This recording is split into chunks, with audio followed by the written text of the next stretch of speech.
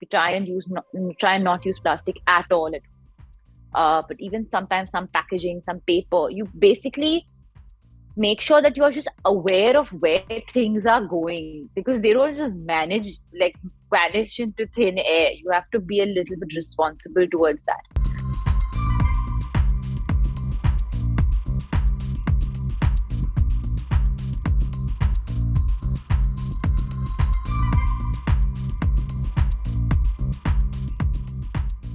Hi, Alia. I want to start with congratulating you on your new journey. How exciting is it to be a new mother? Exciting, thrilling, blissful, joyful, all the words that I can think of. Great. But for a lot of women, pregnancy journey can feel very overwhelming, especially when it's your first pregnancy. So it's of course very important to take care of yourself during this phase, because of course every woman's journey is different. So for you, how did you manage to take care of your mental as well as your physical health during all this, while obviously keeping a very positive outlook, which is very important? So I think positivity is overrated. I think you have to first try and just live each day to the fullest, whatever that day may be.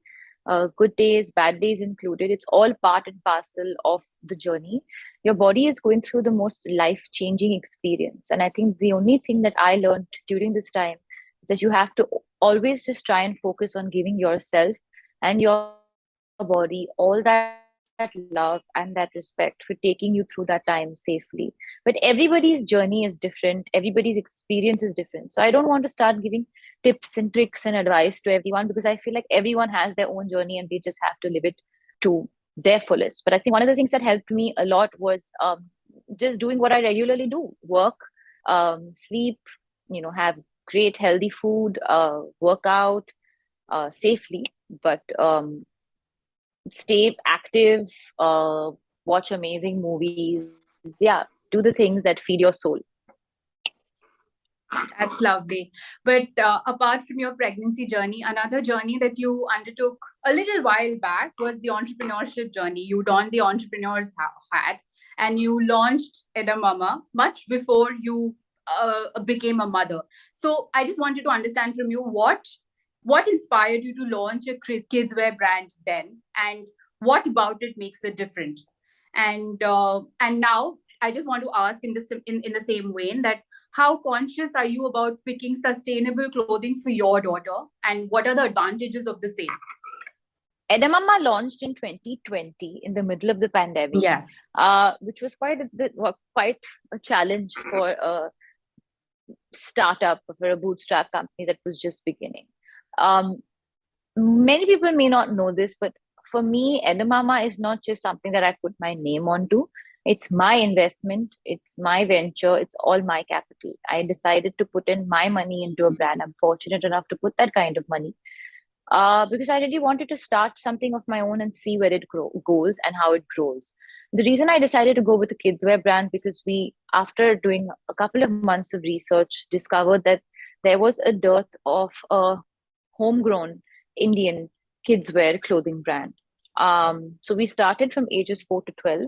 But the intention and the endeavor for Edamama was to always create this world of Edamama. So not just limited to that particular age group. Go on to teens, which we did.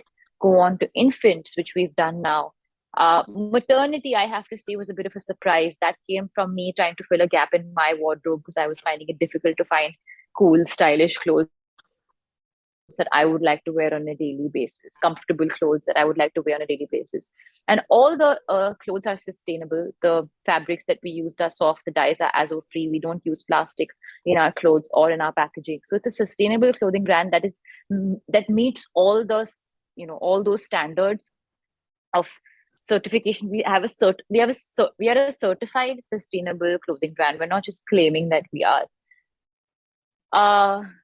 That's where the journey began. And now I definitely feel, now as a new mom, I find myself way more personally involved in the creative journey of the brand. I was always involved, but now in the product journey of the brand, I have a personal one-on-one experience. So now I'm a mother putting out a world for moms and babies. And that is my goal with Edamama. It should be your one-stop shop for all things related to yourself from the time that you find out that you're pregnant to the time that your child is a teenager. Edamama is your one-stop reliable shop.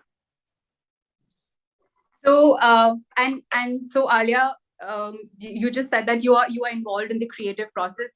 Just a little. I'm just inquisitive if you're also involved in, say, the designs that go into it, the patterns that are used, and what all, like onesies, t-shirts, what all, are there as part of the product. And also, since you said that it's because it was a first time journey for you, how would you say it has fared for you? And like as envisioned when you jumped onto the entrepreneurship bandwagon. So I have a lovely team of ninjas, I call them, who have been on the journey of Edamama since is the one who drives the design.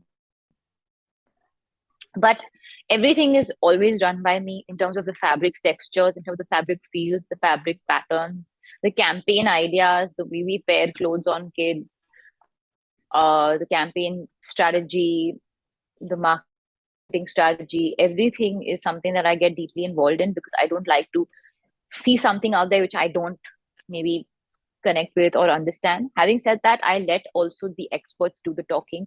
For example, if there's something that I believe in, but if I strongly feel it's a color or it's a pattern or a style that will do very well, I will let her take the lead because she understands the market maybe more than I do. When it came to infant clothing, yes, I think that was my most involved, especially maternity was pretty much me just saying, we need this, we need that, I want one of this, I want one of that. And it was all that. And because of the limited capsule collection, we managed to do that. With regards to infants, yes, the fabric for me was extremely important. So we actually wash our clothes a couple of times so that we can get softness to the fabric.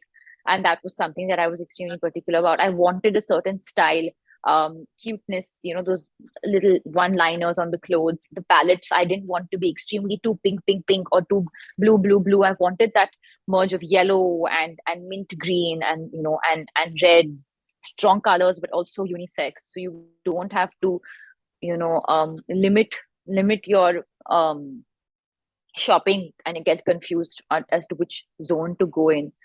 um yeah, for me colors were very important in this collection because it's all about dressing your little one up and feeling that excitement when they wear a new color. And it's even you're talking about what kinds of clothes are there. Of course, we have all the onesies, we have the t-shirts, we have the pants, we have the sleep suits, we have gift bundles. There's this lovely homecoming bundle when you're bringing your baby home from the hospital. It's one of the most poignant moments in the parent's life. um so all of that, we got into it all. And gift sets as well, because so many people like gifting these clothes to different people and they don't have to think about it, so they just have this gift sets kind of set out for them. I must say, your face just lit up while you spoke about it. It just reflects how passionate and how deeply involved you are with it.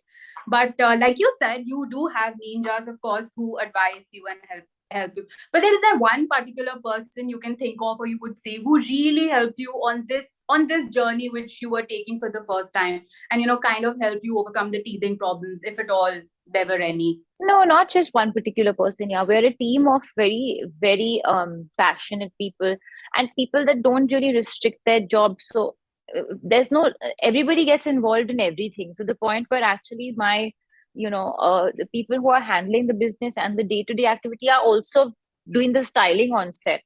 When we're doing a campaign shoot and stuff like that, because there's a certain understanding of the brand that only we have. So even though we're a small team, we're a team that doesn't restrict jobs to just the job that is given to the person to do. We started off with a very small office. We went to a bigger office. Now we're at the biggest office. We got way more people on board. But the bigger you get, sometimes it's easy to lose the soul. And that was one thing that we were very clear about, that we can't lose the soul and the storytelling of the brand, because Edamama started with a story, which is to build a young juggling generation of eco warriors and young planeteers and educate them through their clothes and through their lifestyle. Give them clothes that they can play in, live in, sleep in, get dirty. And if you see our campaigns are also all kids running around in the outdoor, jumping, throwing mud into the air, getting, their feet dirty, splashing about. That's the kind of messaging we want to put out there, that a child's life is just enriched in nature, and we have to protect that nature if we want that enrichment. Moving a little aside from edamama, but keeping the idea of sustainability alive.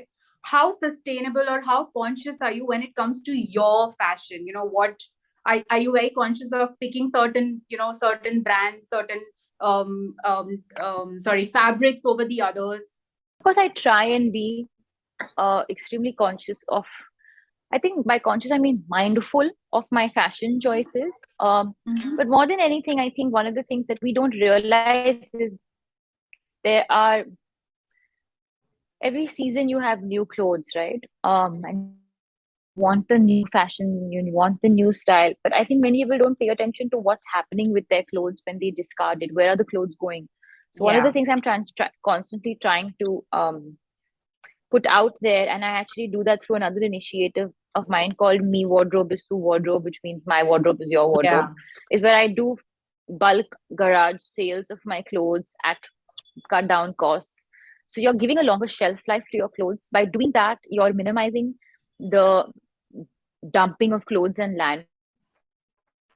When clothes are put into landfills and discarded like that, they land up being, it's the second largest cause to the carbon footprints in the world. And I think that is our aim constantly, right? To bring the world's and the ecosystem's carbon footprints down. So that's one thing that I think people should be very, very mindful for and about. And another thing is also just basic sustainable practices at home, making sure that your water is not constantly running. What's happening to all your waste? Where's your waste going? Whether it's medical waste or food scraps. Are you segregating your waste? So I, a couple of years ago, got into waste segregation in my house. I identified a company and a team that comes and picks up the waste and recycles all the waste possible. So especially all the plastic. We try and not use plastic at all. But even sometimes some packaging, some paper, you basically make sure that you are just aware of where things are going, because they don't just vanish into thin air. You have to be a little bit responsible towards that. So if you just be mindful of these practices, the sustainability will follow. So are you also because of course your glowing skin, I can't not talk about it. So is your skincare also as sustainable? Are you very conscious about using the kind of products you use? Because of course we are surrounded by products with parabens and all of that, and sometimes we don't even understand the ingredients which are there, but we just kind of try to lap up whatever is trending or whatever somebody is endorsing, somebody we follow. But how does it work for you, extending these sustainable practices? Okay, so I have a lot to say about skincare, and I will continue to say a lot about skincare because my education for skincare is always continuous, and I've spent so much time learning, reading, and watching skincare videos that I get very passionate when people ask me these questions. So number one, I have a skincare video coming out actually. So you can actually refer to that skincare video to understand what are the different products I use. Having said that, there are two ways where you can maintain sustainable practices through your skincare. Firstly, the idea of clean beauty doesn't exist. What do you mean by clean? There's no such thing as clean beauty. Are you saying it's chemical free? That's not possible. That's not possible because every ingredient that you put on your face is a chemical. Water is a chemical.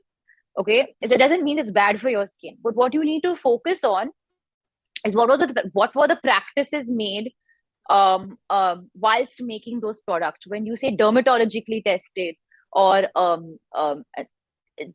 you have to pay attention to how those products were made and where and how they were tested. So you're being conscious of hopefully and definitely it's not tested on animals. That's one of the most important things that I think I look out for. Another thing is your packaging. What is your packaging? how is your packaging made? Is it made with recyclable plastic? Is it made with glass? Is it made with just regular plastic? And if it is made with regular plastic, what are the practices you're taking? If you like that product, we understand what are the practices you're taking to make sure that you're not um just buying product. So you have to store it and maybe reuse it in a particular jar and try and store it. Now, a lot of the brands are offering that, where you don't really just dump your product and buy a new one, where you, even if the product is over, there's a big way to kind of refill that same product in the same container.